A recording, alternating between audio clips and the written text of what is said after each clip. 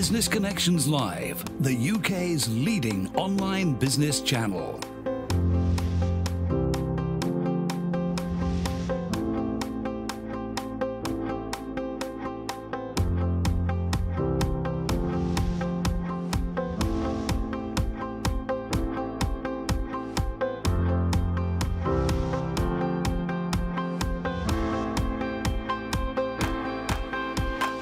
This is Business Connections Live with Steve Hyland. Hello there, welcome along. This is Business Connections Live, the program for entrepreneurs, SMEs and business owners.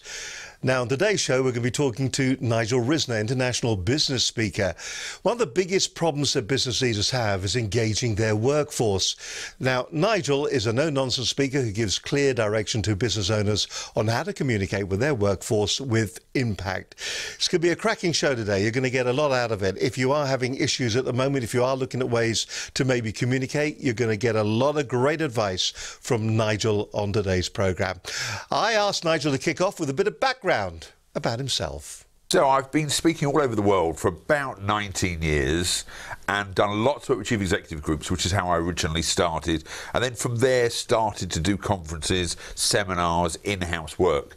But I've been blessed for the last 7 years to be travelling all over the world, doing stuff that I love doing, especially creating impact with my clients and teaching them how to communicate really well. It's all a bit of a tease this. We're going to keep using the word impact and then we shall reveal all to you as the program progresses. There are a lot of motivational speakers out there, and there's a lot of motivational speakers, I feel, that do the talk but don't really do the walk because they've never truly had the experience of working in business. That's not in your case, is it? I was blessed that I started working at 16, and then I went to Israel, played professional tennis for 2 years, headhunted back to the UK to work in a bank, and then at 20 started a finance company with a partner who had an estate agent. And he sold nursing homes and residential homes, and I financed them. And from a £12.80 start to having 75 staff with 5 offices around the country, bought him out with venture capital, virtually going public, not going public, leaving my own business, starting all over again from home. I've been there in big business, I've been there with the lawyers, I've been there with accountants, and I've been there working with teams. And if I only knew now what I knew then, my business would have been in a different direction. When you walk into businesses now, do you see the same mistakes over and over again? Is there a Nigel Risner tick list that goes, yep, they're doing that badly, they're doing this badly, they need to address this? Do you see that? Are we always reinventing the wheel, each and every business that we come across? I did a seminar recently and I said, turn up early, be nice, leave them wanting more. And people said, slow down, we've got to write this down. And that was a worry for me, because I thought that was pretty standard. But most businesses, if you just are nice to your customers and you know your staff's personal needs, which I'm sure we'll come on to later on, and you communicate well, you would have a good business. The problem is we're not nice. We don't listen to our staff and we don't communicate well and we wonder why we have problems, and then we blame the bigger boys, or we blame the internet, or we blame some new scheme. My brother-in-law's a taxi driver. Of course, all black cab drivers are really upset with Uber. Yeah. All Uber did was come up with a new concept to drive people. And when they turn up in a new car that's relatively clean, people go, I like this. Yep. In business, all you want is someone to serve you nicely and to listen to you. It was a bit like when I got here today. I was looked after, I was given water, offered tea, sat down, shown the toilets. That's all you want. Just to be nice to people. Yes. So when you walk into businesses, do you often see the culture of fear, management by fear? I've worked in organisations where it's been management by maybe a CEO's name. If you don't do this... See, there's no such thing as culture in an organisation. There's culture of people. So when you say, well, that's the culture of the organisation, it's never the culture of the organisation. It's just the culture of people. So if you have nice people, you have a nice culture. And if you have not nice people, you have a not nice culture. It's that simple. But you can go into the same fast food store that looks identical to one 3 miles away, the same bank that looks exactly the same as one 3 miles away, and you walk into a bank, you walk into a hamburger joint, and you will notice within seconds the energy. You'll feel something, the way the staff look at you. I recently asked for a burger without chips. It was cheaper to have the burger with chips because that became part of like a Happy Meal. But I didn't want the chips because I was on one of my many diets. She couldn't work this out. This was just like too complicated. I said, just give me the burger with chips, but I don't want the chips. I'll have the Happy Meal. She said, we've got to give you the chips. I said, I don't want the chips. This went on for about 5 minutes. I said, if you give me the chips, all I'm going to do is I'm going to throw them away. She said, if that's what you need to do. And at that point, I knew there was an issue with the organisation. So I literally took the chips. I saw a little kid there, and I wasn't sure if it was acceptable to give it to the kid. But the idea was, I didn't want the chips. But you couldn't have the burger without the chips at the same price. We do always. I'm dealing with a large multinational at the moment, and trying to...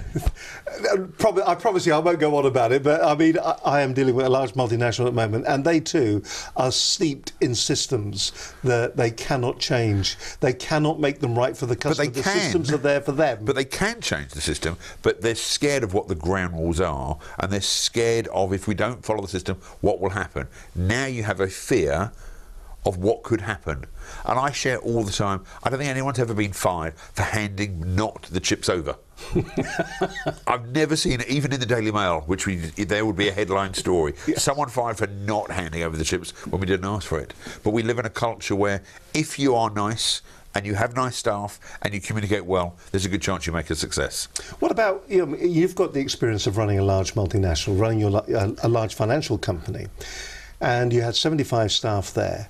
Do you think sometimes there is a disconnect between senior management and their staff, not understanding how the staff actually feel? They think everything, the senior management think everything is okay, but the actual staff think it's just awful. Well, I'll make it even easier. If I had have known at the time that the thing that drives people is what their personal needs are and not money, I would have kept more of my staff. We had a guy join our finance company, and I gave him, the package was a nice salary with a company car. Then literally a week before, one of my directors was getting rid of a Golf GTI. Every boy's racing car dream. And I thought, in those days? Yes, and I thought, this was the 80s, and I thought, I'll give him that car instead of the Ford Sierra that we were going to be giving him. The problem was he had told everyone he was getting a brand new car. And now I was offering him a 6-month-old car, much better, and I thought he'd be delighted. The guy left in 4 months. And subsequently I found out it's because he didn't get what he asked for, because I thought he's getting a much better deal, but he had told everyone he was getting a brand new red Sierra. So how do businesses, I mean, we've got business owners that are watching this right now. They're sitting in their own little bubble thinking that everything's okay in the garden, and they don't really realise what their staff are thinking or how they're being motivated, and how also they are allowing them to engage with both customers and the business. So there's only one thing worse than motivated and trained staff leaving your organisation. And that's untrained and unmotivated staff staying in your organisation. And here's the problem every day. That what happens is, we're doing a message today to owners. Most owners have no idea that what people actually want is time with their children. They want freedom to think. They want to be trusted. They want to get on with what they need to do. Alison, who's been my PA for 20 years, we have a phrase that says, performance equals potential less interference. She has jobs to do, and I have jobs to do. The amount of times I interfere, and then she goes crazy because this is her job. But I just want to check what she's doing. And I know all this, and I still do it. Now, if I know it and still do it, imagine all the people who don't know it and are doing it. But at least we know how to communicate with better impact to clear. So every Friday we'll have a chat, and she'll say, remember what you did last week really upset me. But at least we know. But there are people who've been let go of, where there's issues been going on for 10 years and no one's really shared the bottom line. So if you're going to communicate with your staff, you have to do what I call TTTTF. Tell the total truth faster. But what most people do is they tell a little bit of the truth and not very fast. Hence the problems that they find themselves in. If not today, tomorrow. 20% of all staff are thinking of leaving right now. So everyone who's watching this programme, 20% of your staff are actively thinking of leaving, have thought about leaving, or just waiting for something better to turn up. The problem is those 20% are engaging with your customers. But don't you think, though, I mean, the kind of guy you are, you're a formidable guy. Your nickname is the Bulldog that I've heard people refer to you as. I've heard that. And there have been times that when you're standing up and you're presenting on stage, you can That's kind of nice, though. Is that a nice nickname? I've been called a lot worse. If it's only Bulldog, I'm okay with that. You're right there. I just want people to understand that there is a message that needs to be shared with the team. Isn't that a problem then, that people approaching you? I mean, I approached you to come on the programme, and you're actually a really nice guy. But there must be people that would find you quite intimidating. There are 20% of the population who just can't cope with my direct style, because I only have one interest at heart, is to make you, this show, your clients, the people watching, better than they were before we started. That's my only aim. That means there's going to be some people who won't like this message. And I need to tell you, I'm okay with that. You don't care? No, it's not that I don't care. I'm okay if they don't get me. But if they followed the plan, and I don't care what plan they follow, but they've got to follow a plan. If they listen to this programme and they learn to be nice, communicate well, create an impact, their business will be better, their relationships will be better. But there are some people who'd much rather be right than happy. Yeah. So there's a whole group of people going, I like what he's saying, but I'm not going to do it. No, I know I haven't spoken to my wife for 10 years, but we're happy. Oh, are you? Are your team happy? There is a small percentage of people who have a vested interest in your life not working. They are happy to see the show not work. They're happy for the transmission to not work. They're waiting for the Wi-Fi not to work or the transmission to be something. They'll be delighted. The problem is that's a very small percentage, and I don't worry about them anymore. So if I do an evaluation, if I look at my evaluations and 95% say I'm brilliant, I'm okay with that. Fantastic. He really is absolutely inspirational. He's got a book out as well. You can find it on Amazon at the moment. It's called The Impact Code. Live the Life You Deserve, Nigel Risner. It's a cracking publication. And, of course, just go on to Amazon and get that one. As I said, I've got this one before. I said I've got this one on my Kindle. And it's the kind of book that once you start reading, you can't put it down. Some of the stuff on the back of it, David Taylor, he's the author of The Naked Leader. He says, I believe that Nigel Risner is the best speaker in the world. He excites, he challenges, and most of all, he impacts the lives of thousands of people to take action. Cracking book. More about that a little bit later on the programme. Now, a couple of weeks back on the show, we were talking to Dexter Moscow. He was talking about how to influence people and also to go on there and persuade people. But predominantly, he was talking about how to effectively sell and sell yourself. He's got a book out. I'll tell you more about that in just a few moments' time. Really interesting show. Dexter's background, he's worked for a number of online shopping retailers, the likes of QVC, and he was taking some of the lessons he learned there on how to communicate effectively your sales message and how to turn it into proper sales. Great show once again from Dexter. If you missed it was a couple of weeks ago, but just to give you a bit of a tease, here's the highlights from that particular edition of Business Connections Live.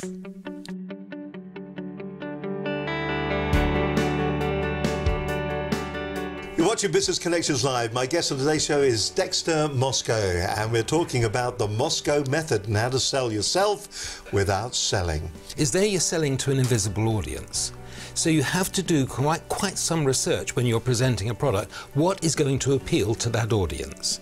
And I think that is the same when you're sitting in front of somebody, or if you have an audience of one or many, you have to find out what is happening for them, what is that need. And I think that what has come out of the modern experience with the internet and with people being so well informed, the key here, and it's true of the commercial world, the corporate world, as it is in QVC, you have to make that emotional connection first of all. There's a guy who, I think you know, Simon Sinek, who has developed a process which I think is absolutely right. What normally happens when somebody goes into a selling situation, they say what they do, how they do it, and why they do it. Now, Simon Sinek has turned that on its head and said, first of all, why do you do what you do?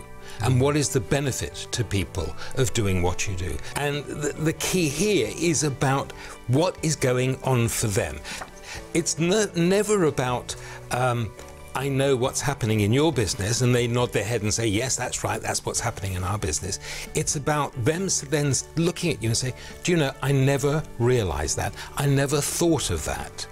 If you are invited to speak to your colleagues, then if you refuse it, if you duck it, or give the opportunity to somebody else, then that can damage your career prospects. As I said before, I think people are so well informed now that they know when they're being sold a bill of rights. And so I think that it is important. It's consultancy, but it's consultancy in such a way that engages people, and it sounds very strange to say this in a business world, but to be entertained by people.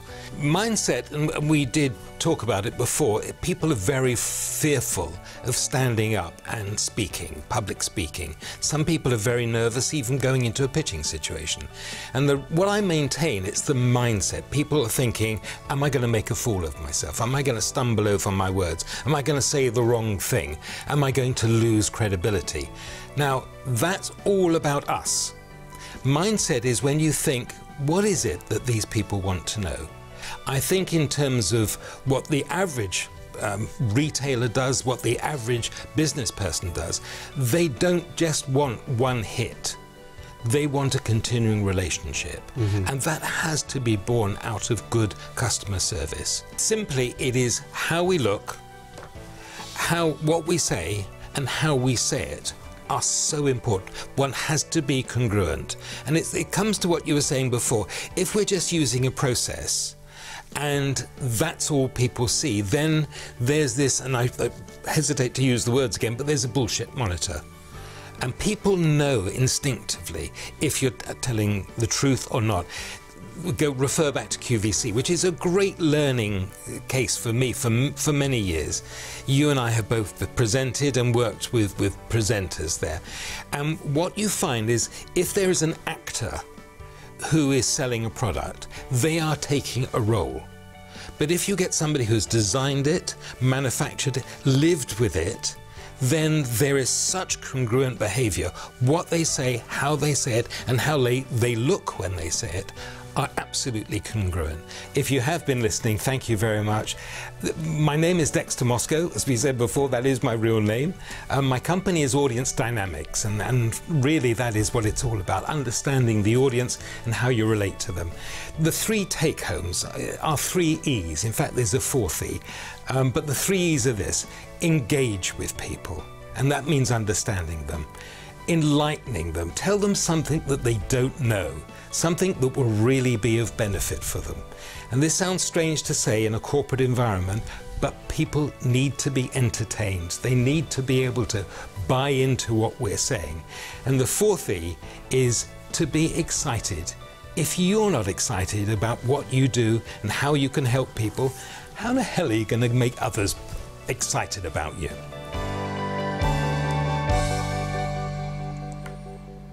Just a fantastic bloke. Dexter Moscow there talking about, well, the perfect way to sell, how to sell yourself without selling. That was the title of the programme. Yet another book available right now if you want to get hold of a copy of this, and you'll find that also on Amazon. £11.99 is the price. You can also go to Dexter's website as well, dextermoscow.co.uk. Fantastic book as well. Some nice quotes on the back.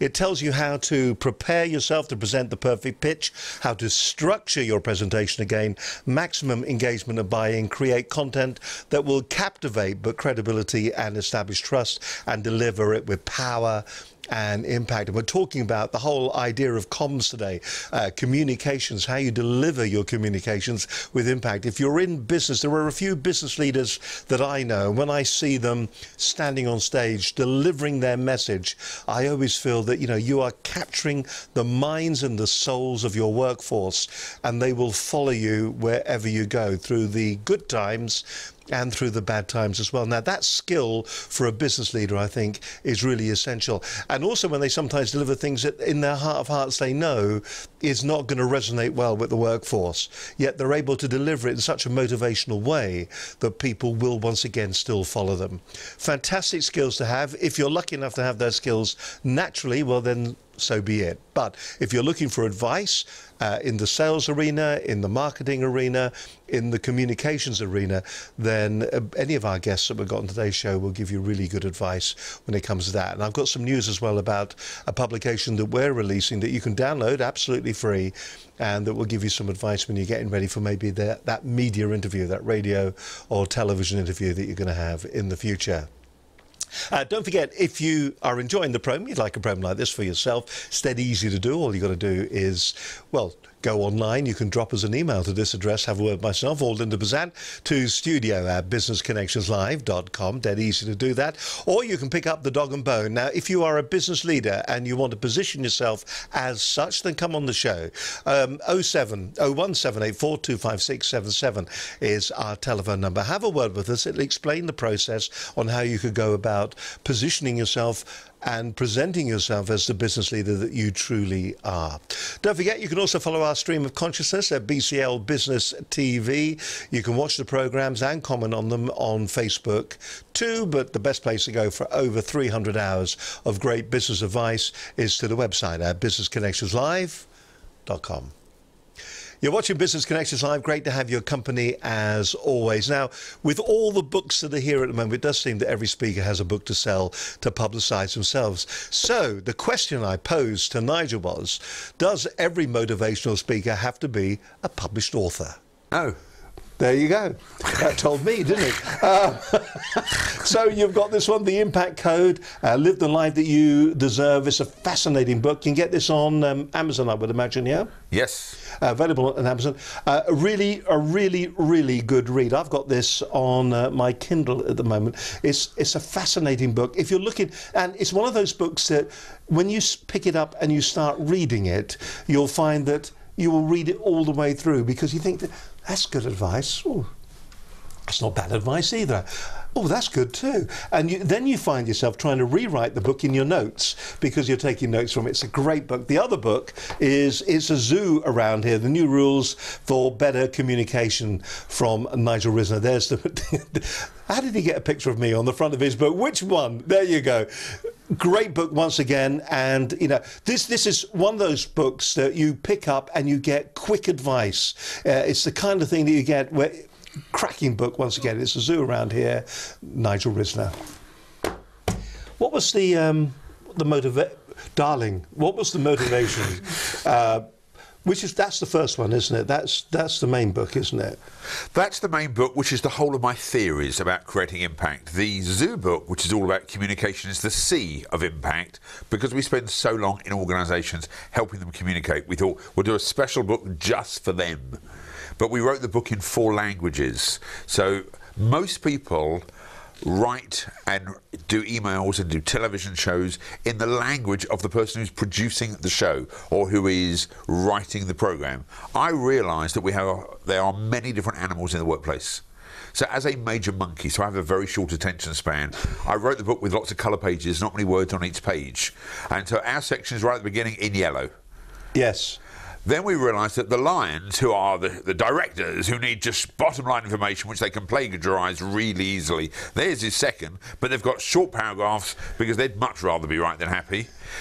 The elephants, who need lots of detail, there are graphs and there are details in there, and no, that's the dolphins. You've gone to the wrong section there, but that's okay because I didn't explain myself clearly because I'm a monkey. They're the dolphins, they're the nice people, they hug everybody, they just want the whole world to be nice. But the green section, which is the elephants, when you go a little bit further, you will find that there are not only lots more paper, but there is a yellow graph for them which can interact with them. Keep going, and there's loads and loads. Keep going and keep going and keep going, and then you'll find I'm getting there. And another page, and another page, and another page. Go on, one more page. One more page. This is designed for the elephants because they need structure, data, detail, and none of the monkeys are going to read this, which is why we don't even put it at the beginning of the book. Only elephants read to the end. So when you're communicating with people and you want to make an impact, if you don't know the language of your listener, you are just being an animal. If you really become an effective zookeeper, which is what your job is when you do this show, is to communicate to the masses who are listening, some on web stream, some are watching it live, some of who know how to download this for later use. There's not a chance I'll know how to do that. So if I can't watch it live, it never gets watched. If there's a WinZip attachment in an email, I don't know how to undo it because it goes behind into a folder. Monkeys don't do that. So when you know how to communicate like a zookeeper, and if you think how zookeepers operate, they give the right food to the right animals to get the right performance. When you're in a hurry, though, and you all know this from a show that you have produced, where you've got someone in your ear telling you, 2 minutes to wrap up, you will go back to your natural language. And that's where all the problems occur. So when you become an effective zookeeper, communication is really easy. When you meet managing directors, and we've divided CEOs, large corporate businesses, predominantly, what are they? Well, monkeys? well, not necessarily. Richard Branson, who's a massive entrepreneur who does some crazy things, is a massive monkey. So he has wild ideas, doesn't quite know how he's going to get there, but then employs really brilliant people. If you remember the days of Margaret Thatcher, the Iron Lady, it was one way or no way. It was her way or the highway. So you have a lot of managing directors who are entrepreneurs who've got an idea but can't implement them. And then you have some very staunch, clever people who are managing directors who don't have the energy to enthuse other people. Then you might have a chartered accountant, and Gordon Brown was the classic example. And without getting into politics, he may have been a phenomenal chancellor, wasn't a great prime minister, in my opinion, because he didn't know how to communicate. Yes. So phenomenal what his job was, whether he'd been a lawyer, solicitor, an architect, a design engineer, but wasn't great with the passion. And this is the problem, isn't it? Sometimes people, it's nearly the Peter principle, isn't it? But in a slightly different way, promoted to your level of incompetence, isn't it? And it wasn't that he was incompetent, he just didn't have the necessary skills in that particular He was field. phenomenal as Chancellor in that sense of the logistics of what his job was. But if you put him in front of all the people, that wasn't his real role. And so you have lots of politicians, you have lots of managing directors, you have lots of business coaches or football coaches who have a specific role. And then when you ask them to do lots of different things for lots of different people, that's where they fall short. So I teach, are you being an effective zookeeper to your people so you can make an impact? So when I work as a monkey, and I'm just messing about and I'm on stage and I don't follow the script because I didn't read all the stuff that you sent me because I just don't. So hopefully I'm doing okay. Seem to be.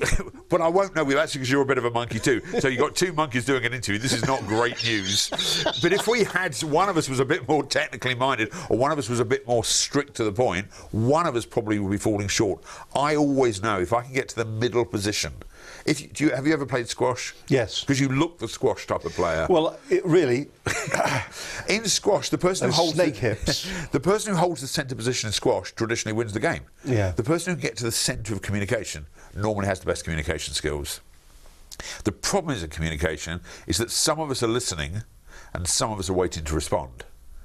And the greatest listeners are the greatest communicators. And it's strange, isn't it? Because I've worked in a number of organisations, broadcast organisations, and because they are all the speakers, there's very little listening goes on. And in many of the broadcast organisations I've worked, they are the world's worst communicators internally. And here's the problem, it's always about internal communication. If you want an organisation to be phenomenal externally, you have to get your internal comms done first. So internal communication to me is the most important. Staff come first and then the customers come second. But if you don't talk well to your staff internally, they talk badly to your external customers. Yeah. All right, now listen, I've got to bring you back on track because the book's the clue. Two monkeys in a room. Two monkeys in a room, problem. That's the problem. So look, the impact code, we're talking impact. People will hear that and they think it's nearly a God thing that's going on here. And that isn't what we're talking about. The impact, it's a mnemonic, isn't it? Everything that I do is to make an impact in the moment. And if you're not making an impact, why would you do it?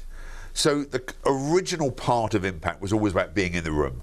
So right now I'm in the room, I'm in the studio with you. Now explain that, because I heard you say this at one of your talks, and it really did. It really resonated with me. It's just give us it in English about being in the room.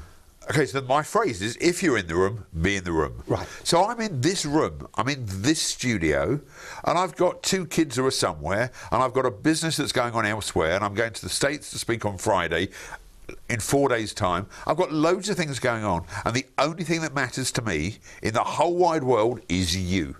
So you are the only person who I love right now. Strange, I know, but that is the truth. And the reason I love you is because it's just you and me. In about an hour's time, I won't love you as much. I'll love the next people I'm with, but the people who I'm with are the people I love. So I'm not going to see my kids for another 3 days. So what's the point of me focusing on them if I'm in this studio with you?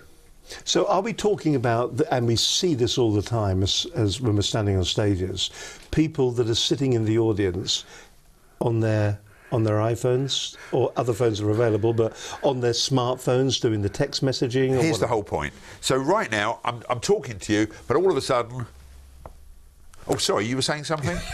And that's the point, that I think that whilst women can multitask better than men, and they can, we are often so busy in our lives that we've just got to check the chicken, we've just got to check the kids, we've just got to check my next phone call, the last client, we're going to do another segment, that we're not in the moment. So it's no use saying to people, turn your phones off, because people are conscious that they don't want to miss anything. So I now say to people, put your phones on silent, and if you are desperate every 20 odd minutes to look at your phone, but get back in the room. And if where you need to be is more important, if you had right now a water problem in your home and there was a plumbing issue and you had 10,000 gallons of water coming through your house, believe me, I'd want you to go and sort the house out. It would be more important than this interview. The difference is I'm being real. I don't think you'd be focused on this interview. We wouldn't be doing the best show we could. But if the house is now sorted out or the plumber's on its way and you can't do anything about it, let's be in the room. So when you're in the car, be in the car. When you're at home, be at home. And when you're in the studio, be in the studio. Do you think now that I kind of mentioned it earlier on, that people have a short attention span? That's what the marketers would like you to have. I think it's the fact that we don't put out engaging material anymore. But do you think there is an addiction nearly to technology, that there's a lot of times that you see people walking down the street and they don't look forward anymore? People were saying when JFK died, not that I can remember this, that people can remember where they were. I can remember where I was when man landed on the moon. When Prince died, people won't remember where they were. They'll remember they were just looking at their phone. I heard, and we've got a few younger listeners out there, I'm sure, that FOMO, that fear of missing out. We are so scared that if we don't know what's going on and we don't know on who's just checked into Costa Coffee, I'm baffled when I get on a Twitter feed, someone has checked into Costa Coffee, like that's going to change my world. But people do this daily. They check into business lounges, but I have to tell you, they've checked into a business lounge to let the whole world know that they have access to a lounge, or they're in Starbucks, or wherever the business might be. When I go to a lounge before I fly, I'm only too excited that I'm in a lounge. I want to enjoy the lounge. I don't want to be wasting my time. Hang on a second, I've just got to tell everybody I'm in the lounge. Well, you say that in Dubai Airport, there are extra points for checking in a lounge. So people who are late for their flights go via the lounge, check in, get extra 6 air miles, and then go, the whole plane is waiting because Mrs. Smith has to let people know they're in a lounge. And then we read, and then we write back, have a lovely flight, instead of having dinner with the children. My kids know on a Friday night when I sit down with them, there are no phones at the table. We have one night a week where there are no phones allowed at the table whatsoever, including guests, unless there's a doctor who might be on call. We have a couple of friends. Here's the point. How many times are you not engaged because your mind is somewhere else? Yes, you're right. How often does that happen? We wander, don't we? It's called MPS, missing, presumed selling. What was he talking about? Don't forget, when you're in the room, you're in the room. And I think it's the biggest problem that all speakers and presenters actually have.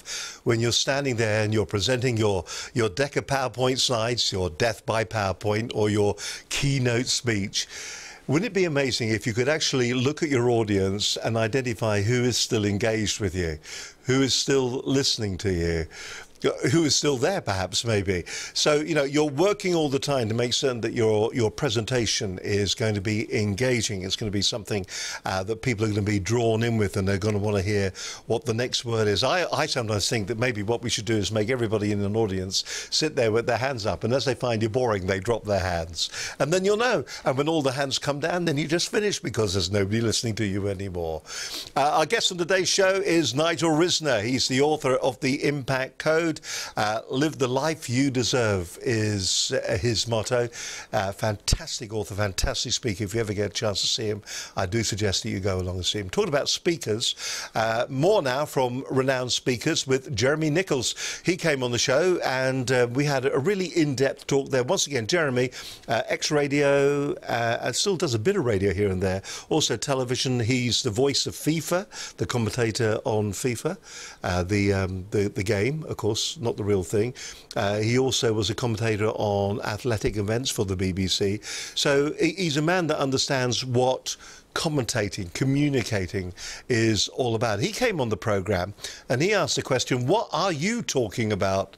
It was a great show last year, and the show was all about the art of communicating with clarity and understanding, and what you are saying and what you want your audience as well, to actually to identify what you want your audience to get out of what you are presenting to them. Good show, and here are some of the key takeaways from that program with Jeremy Nichols. Hi, I'm Jeremy Nicholas. I'm the director of Talking Toolbox, and I teach companies how to be entertaining and engaging when pitching for business and speaking at events. My big thing is that you've got to start with an exciting bit, and everything that I've talked about on the programme is summed up in my book, which is called A Million Tips on Public Speaking, brackets Volume 1, because there's not a million tips in there, that's just to get out.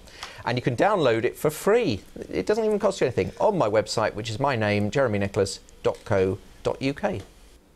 Jeremy Nicholas there, and a good show to watch. Some really good advice as well if you're putting together a speech, regardless of what it's for. If you're doing it for maybe an after-dinner event, or maybe for a bride and bridegroom, you're the best man, something like that. Some really, really good advice. But also, if you are a public speaker, Jeremy will give you advice that you need to further your career in that programme. Do check out the show. You'll find it, of course, on our website at businessconnectionslive.com. Talking about the website, do go along to the site, because we've got a brand new publication that you can download for free there. It's called To How to Handle the Media, and you can see the cover of it here on my laptop. Thank you very much indeed. The book is designed around a guide to interview techniques on television and radio for business. And it goes through a number of the different approaches that you need to do and to find out when it comes to sorting out how you deal with the media. What you do when it comes to what the techniques that you should use, what you should wear when you're on TV, how to maybe control the interview when you're on radio or television. It's a cracking little book. It's free to download, of course, and all you got to do is go along to Business Connections Live. I'll just whistle back up the top of it again. Oh, there we go. But yeah, all you got to do is go along to the website. How to Handle the Media is the name of the book, and you'll find it on our website at businessconnectionslive.com. Now, it's a difficult subject. How do you measure your worth? Is it the price that counts? In other words, when you are going out and you're doing public speaking, how do you decide how much you are worth for that presentation? How much do you come up with? Do you worry? Do you go down or do you go up with the price? How do you decide on how much you can charge? It can be a difficult question. I asked Nigel, how much should we be charging when we're doing public speaking? Whatever you're charging, increase your fees by 10%, because you are worth it. The problem is we are our worst competition. We anti-sell, and we're nearly saying no in advance. So I tell people, if you're worth your fee of £500, put it up to £600. If you're worth £5,000, you're worth £6,000. Occasionally someone can say it's out of our budget. Then find out what else you can put in there so you can make your impact. So it's not that I'm tough on people, but we often put ourselves down before our client says no to us. And you told the story as well that you, in your early days of speaking, you went out there and somebody phoned you up and said, would you come along and speak at my event? And you thought, and you priced yourself down to get the gig, and they were so pleased because the gig actually, there was more money available for it. And you must have been kicking yourself all the way to the bank on that. I'd spent 3 months in America at the University of California, Santa Barbara, rehearsing. My name is Nigel, I charge $900. My name is Nigel, I charge $900. And their phone call was, what do you charge? $700. And they went, no problem. I said, what would have been a problem? They said, we had $1,400 in the budget. And there was the problem, that I was so worried I wasn't going to get the gig, that let's lower the fee. Today, fortunately, whilst there might be some flexibility, I start off in a much stronger position, because there are times where you don't want the gig. And over the last 2 years, what we have done in our organisation is we de-hire 2 clients every year. Now, you'll be pleased to know you just made it this year. Thank you. But we de-hire 2 clients, either because it's not fun to work with them, it's hassle, we don't make an impact, or they don't trust us. And you'll find out as we talk about the impact code, trust is key, but having fun is key. And if they don't let us have fun and play, we don't want to work with them. I like what you did there, and you're working with me now. So the 2 monkeys have now got a relationship going on screen, which I think is very, very good. I'm helping you get back in the room, you see. Yeah, I do.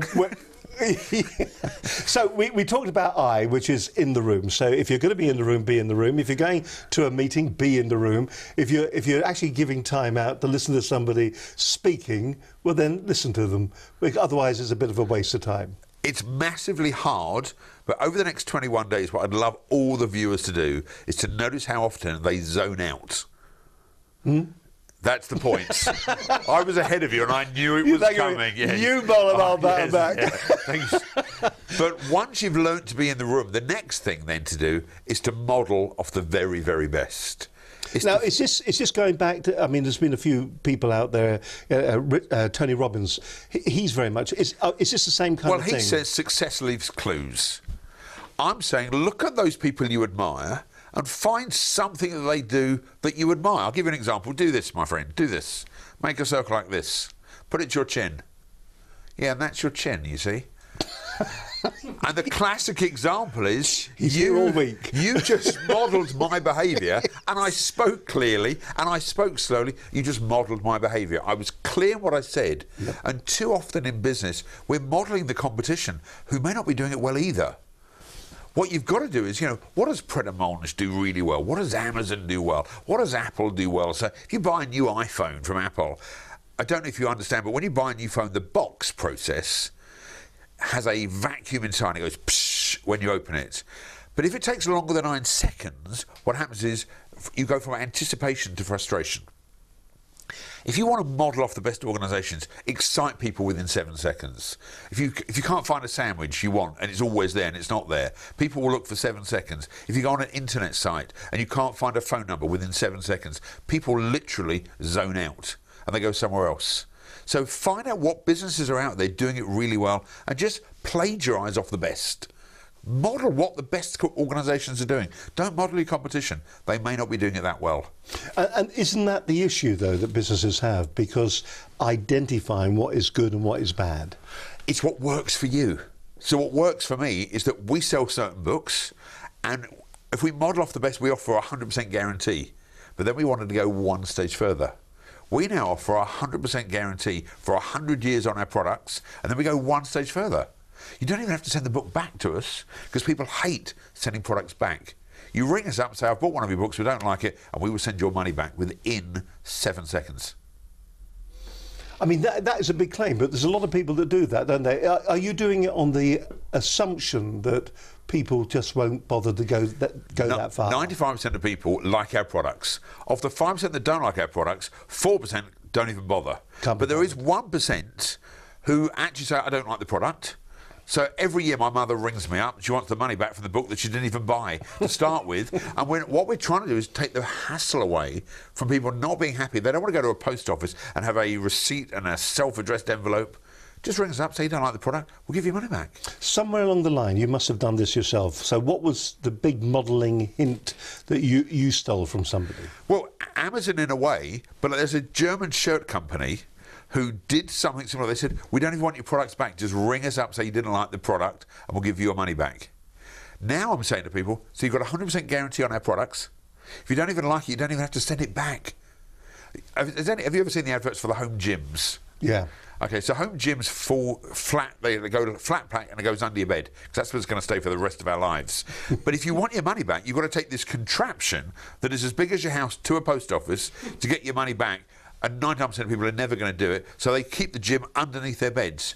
I wanted to let people know that if you really want to be the best of the best, tell people you've got a phenomenal product, but should you not like it, send it back. So that's what modelling is about. That's a very powerful guarantee, isn't it?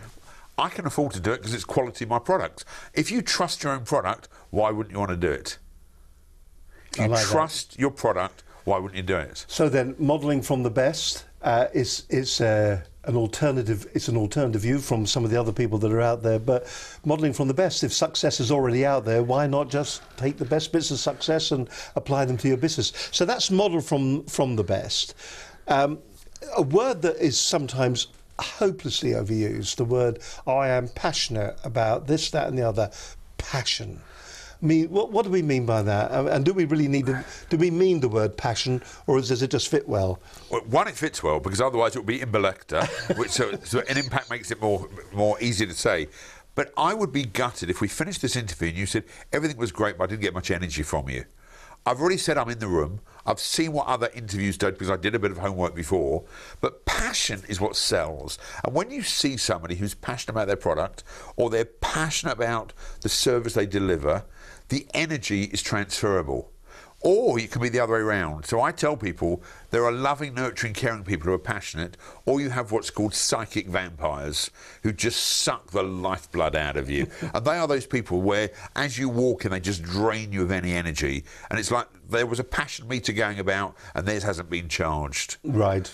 And I would hate, and I say this all the time, you may not like my content, but you're going to like my passion. You may not like something, but I'd hate for you to go, liked him, but he wasn't very passionate. If you're going to be in the room, you give everything you've got. That's why you often see rock stars who are on stage. Mick Jagger, for example, 70-odd years old, he gives everything he's got on stage. I'm sure if you went to his changing rooms about 20 minutes afterwards, he'd be on the bed virtually passed out.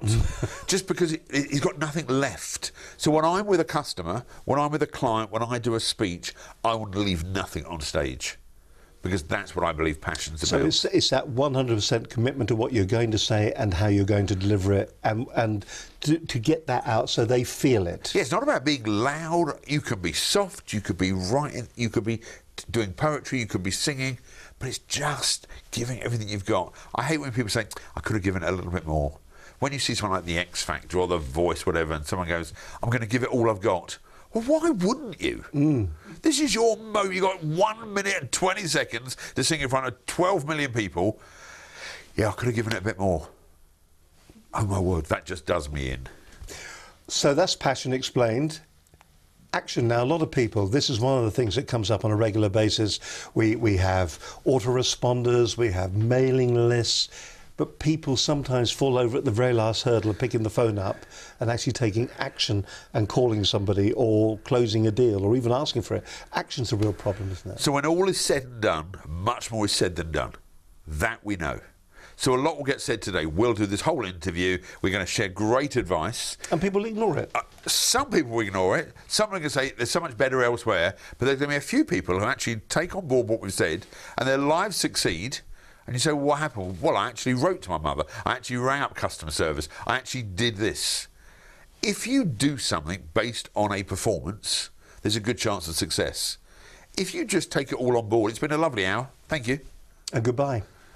It's interesting because you go to these events, don't you, where they sell life-changing programs, a 10 CD set, and the 10 CD set costs thousands of dollars, maybe your redundancy money, and they will buy this and they'll take it home. In the moment. They'll buy it in the moment, and then they'll take it home and they'll think, that's my insurance policy, I'm going to put that next to the gym machine under the bed, yes. and there it will remain. I've got a story on that. There's a friend of mine who produces some of those CDs, and they realised after they'd sold a whole load of them for another company that CD number 8 and 9 was blank. 8 and 9 was complete blank. They never, ever got one single complaint. Well, here's one of the points about the impact code. So when I wrote the book, the first chapter is the best chapter. Right. Because most people aren't going to get any further. No, but there's the truth. But that is the truth, yes. There's great stuff afterwards, but you've got to make... Have you ever read a John Grisham novel? One of the reasons John Grisham writes in a certain style is that he brings you in with the first 7 minutes. A bit like the James Bond films, which is exactly the same every Bond film, that there's the chase scene in the beginning. And then the music comes in the film, because they want to engage you. If you aren't engaged in the first 7 seconds or 7 pages, you're never going to go further. So everything that we do is about how do we create action, but then we go one stage further. It's got to be simple action that people can do really fast. So you said it'll be interesting tonight whether people are in the room when they're with their partners. Yes. If they recognise that they're not, and they realise that if they were in the room and they listen, communication is much easier, they will see from tonight their lives will change. From tonight, if they really are aware. If this was a 7-week programme, and in 7 weeks you'll notice they're not going to last that long. Everything that I do is to make an impact now. Now. And that's the key difference. Just great advice. It's all about that engagement, those first 7 seconds. Some people would say it's even less than that. My guest on today's show is Nigel Risner. He's written the book, The Impact Code. It's a cracking book, a great book to read if you're in the world of communications. Doesn't matter what area it is. It could be sales, it could be internal communications. No matter where you are, if you have to communicate your message, it's a book well worth getting. There it is. It is The Impact Code with Nigel Risner. You're watching Business Connections Live. Steve Hyland with you here. Great to have your company as always. We're live on a Monday. I truly am. Look, pinch me and it hurts. Cut me, I bleed. I really am with you today. Don't forget, you can leave any comments or anything like that on our Facebook page. Of course, you can watch us live each week on Facebook. You can also watch us on YouTube, of course, Ustream, and also Periscope as well. So you've got 4 different places where you can actually find us live. And then, of course, you can always watch us on catch up, both on the website, or if you wish, you can download the entire program and take it with you on iTunes. And we'd like to thank everybody who is downloading the program on a regular basis. Thousands of you do it each and every month to watch the program, maybe when you're on the train or heading into work or wherever. If you are one of those people, thank you very much indeed. But can I ask you a small request? Would you please leave a review to encourage other people to watch it as well? It's dead easy to do. All you got to do is do this. Go to your iTunes account and then view the program in iTunes. All the programs come up, and then all you have to do is go to our ratings and reviews tab. Click on that, and once you've clicked on the ratings and reviews, it'll take you to another part of the page that says write a review. Write the review, leave 5 stars, tell us how good you think the show is, how helpful it is, and what will happen then is iTunes will recommend to other iTunes users our program when they've finished watching maybe the current one that they've already got. The more people that watch, the better. The more people that download, the better. And also it means that we can bring more programs to you on a regular basis. So please do leave a 5-star review on iTunes. It would really be appreciated. You're watching Business Connections Live. Steve Hyland with you here. Great to have your company as always. So then, there are a lot of motivational speakers out there. Nigel Risner was on the program, and I asked him the leading question. I said, Nigel, are you the best?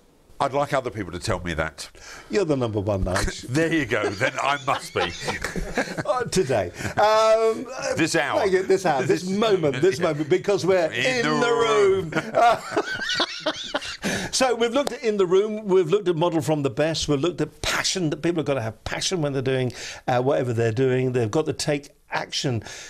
What about communication then? I mean, communication has got to be somewhat the heart of all of this, because you could be passionate, you can be in the room, but if you don't tell anybody about it, they're never going to know. We briefly spoke before about communicating like a zookeeper, but the point is, everything that you do when you're communicating, whether it's internal or external, has got to be for the reader and the listener.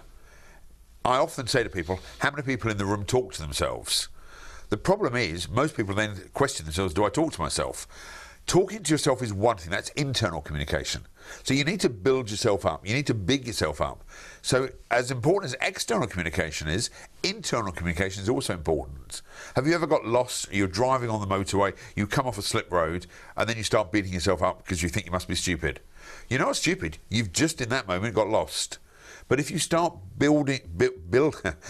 beating yourself up. Easy for me to say. If you start beating yourself up about your internal communication, you then are really bad at communicating externally.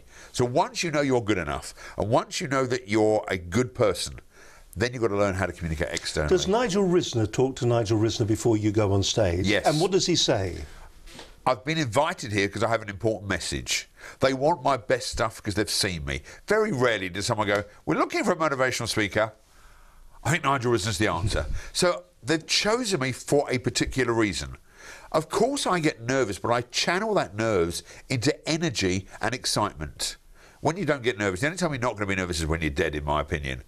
You know, even the biggest rock stars, the biggest actors in the world, all are nervous. It's about channeling that energy.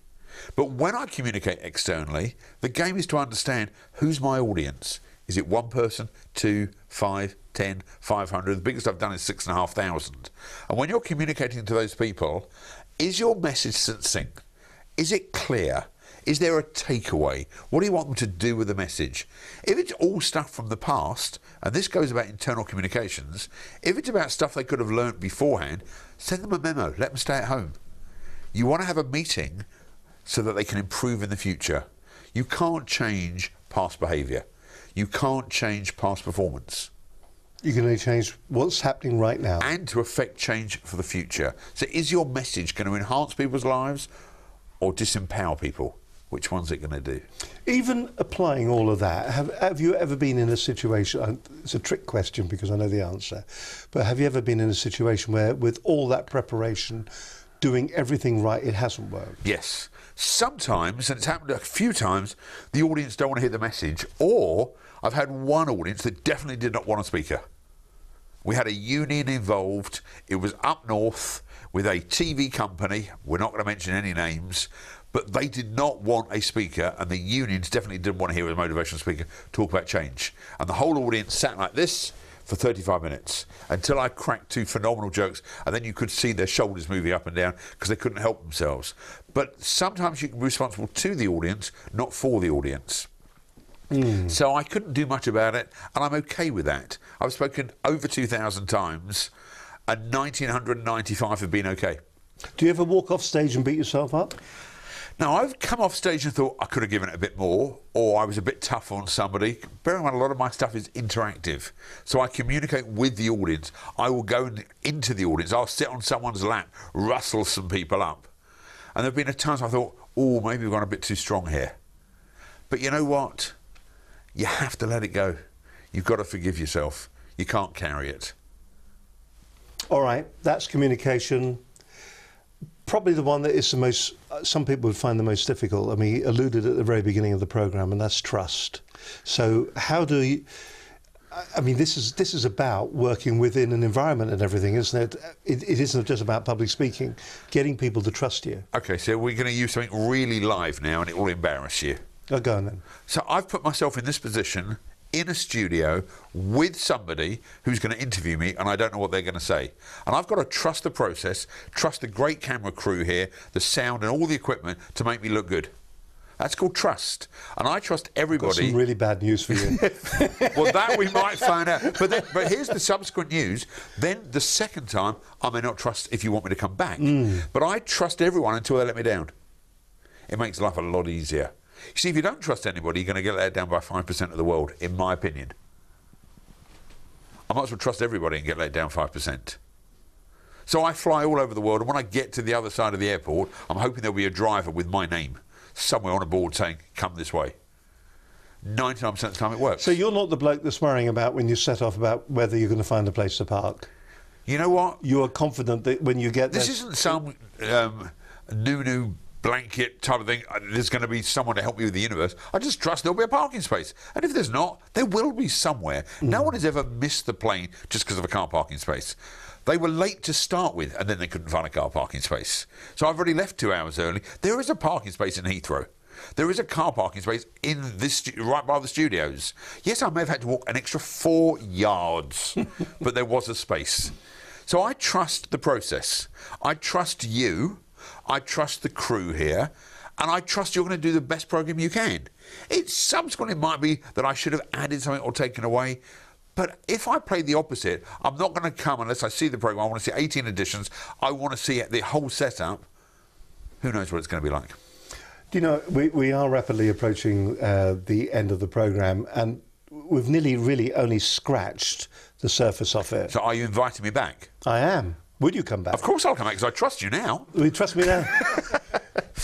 It's not. Yeah, it's not finished yet. Who knows what's going to happen in the next 5 or 10 minutes? It's been a real insight, because I think a lot of people don't get what people like you talk about when you stand up there, and I think also the fact that what you say can be applied in practical terms, and there are a lot of people who stand on stage and will give advice, but it seems to be quite theoretical in the way it's approached. And what you've done is practical advice with examples. Is that the recipe for success for what you do you think? If you can't implement what I've said, you're never going to do it. And I want you, by the time you leave here today, be in the room tonight with your partner, Find what other better, not TV companies, better organisations do, model off them. Make sure everything you do is passionate. You take some action, you communicate well, and you trust the process. Follow some of the 6 steps, and I guarantee you, you'll have a better life. I'm going to make you say it all again now, because what we do at the end of every programme, we always invite our guests, of course, to look straight down the camera, and just a reminder of the key takeaways that we have on today's programme. I don't know about you, I've been looking forward to this programme. I'm building him up now for a big fall, but I've been looking forward to this programme ever since I saw you speak at one of the PSA meetings, actually, and it's been great to have Nigel in the studio. But really, there is so much that we can all take within our own businesses. It's a bit like having a consultant come in every week and tell us how we should be doing things better. And I think today, regardless of the size of your business, today's programme you should find useful, and there's definitely going to be things that you can implement into your organisation. Nigel, as I said, we always invite our guests to look straight down the camera, number 4 in fact, over here. Say who you are, where you're from, and the key takeaways that we need to remember from today's programme. Nigel, the airways are all yours. My name is Nigel Risner. My business is Nigel Risner and Associates, and we ask clients to turn themselves from limited to limitless. We want people to be in the room, to really model off the very best organisations that are out there, in everything they do to be passionate, take loads of action, communicate like a zookeeper, and most of all, trust themselves and trust the process. It's been an honour to be here, and thank you very much indeed. There we go, Nigel Risner, a great programme, and now you can watch it in its entirety. Some good advice as well from Nigel on that particular show. And if you get one of his business cards, if you ever get the opportunity to see him live, do ask him for one of his business cards, because on it does say that he is a zookeeper. So regardless of what kind of person you are. The book is a good read too. There's a number of books there, but the Impact Code is the one that I think is absolutely fascinating. Nigel has an awesome presence which touches and transforms people's lives. And that's from Jack Canfield, said that, the author of the Chicken Soup for the Soul series. The Impact Code. Nigel Risner is available at all good bookstores and on Amazon right now. There aren't that many bookstores left. The other book that we feature today, of course, is the Moscow Method with Dexter Moscow. If you want to get your selling up to speed, if you want to do some of the processes that he uses, then this is going to be a good book for you. And don't forget as well, go to our website where you can download the free book on how to handle the media. Just go to businessconnectionslive.com. We are, of course, the UK's leading online business channel. Future programmes, what we got lined up for you? Taz Thornton, an inspirational speaker. She's going to be on the show. She's an author and also a motivator. She'll be on the programme in the near future. Peter Liner, the chairman of ABLE, the Academy for Business Leaders and Entrepreneurs. He's going to be on the show. And we were talking to this guy during the week. We were hoping to get him on today, but he should be on the next couple of weeks. Doug Piddock from Intermedia Communication Solutions. It's a web meeting technology solution. It is fantastic. And when you see it, you're going to go, ooh, I'm going to want one of those. Also coming up, we've got Rachel Wild from Monochrome, and the legendary Brad Burton's going to be on a future edition of the program. Until we do it all again live next week here on the program, you take care of yourself. From me, Steve Hyland. Have a successful week. Till next Monday. Bye for now. Bye-bye.